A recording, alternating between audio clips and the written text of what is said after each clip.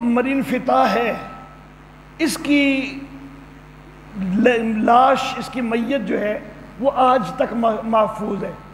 اور سورہ یونس کی آیت نمبر 92 کے اندر اللہ رب العزت نے اس کا تذکرہ فرمایا ہے کہ فَالْيَوْمَ نُنَجِّيكَ بِبَدَنِكَ، آج کے دن ہم تیرے جسم کو نجات دلا رہے ہیں، لِتَكُونَ لِمَنْ خَلْفَكَ آیَةً، تاکہ تو پیچھے والوں کے لیے نشان بن جائے۔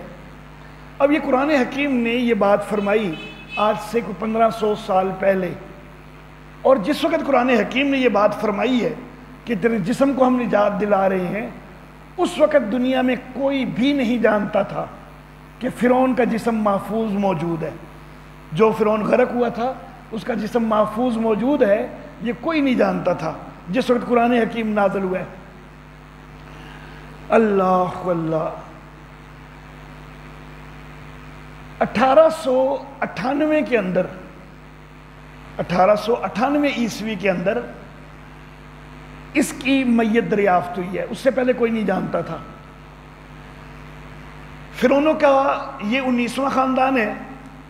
فرعونوں کے 18ویں خاندان کا ایک فرعون ہے امنتخب، اس کے مقبرے سے اس کی لاش بھی ملی ہے۔ امنتخب کی بھی تھی وہاں پہ، اور اس کی لاش بھی جو ہے نا وہ ساتھ ملی ہے، اور ساتھ جو ہے اس کا نام جو ہے نا وہ ایک پھٹی کے اوپر مرین فتح، من فتح بھی کہا جاتا ہے، مرین فتح بھی کہا جاتا ہے، تو وہ بھی لکھا ہوا اس کے ساتھ تھا۔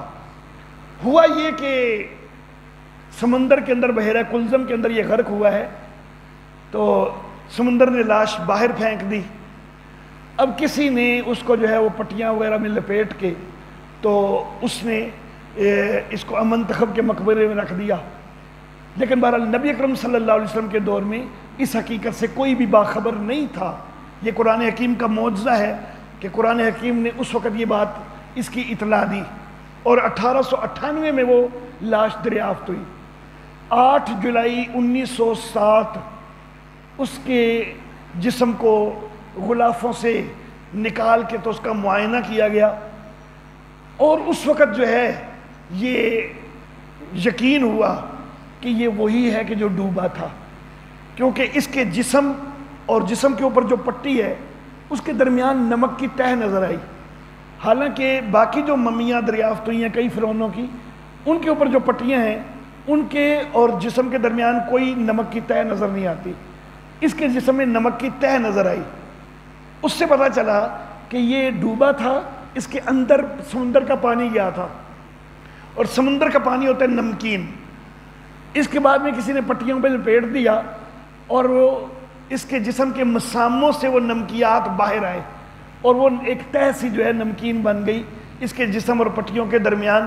اس سے یقین ہو گیا کہ یہ وہی ہے کہ جو سمندر میں غرق ہوا تھا۔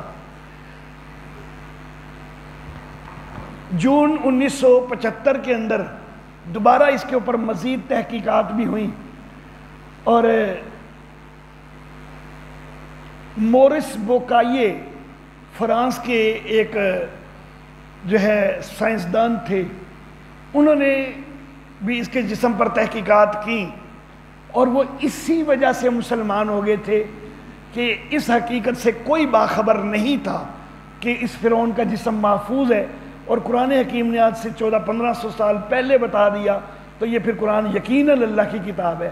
تو اس وجہ سے وہ مسلمان ہو گئے، اور مسلمان ہو کے انہوں نے پھر ایک کتاب لکھی بائبل قرآن اور سائنس کے نام سے، اس کا اردو ترجمہ بھی آ چکا ہوا ہے۔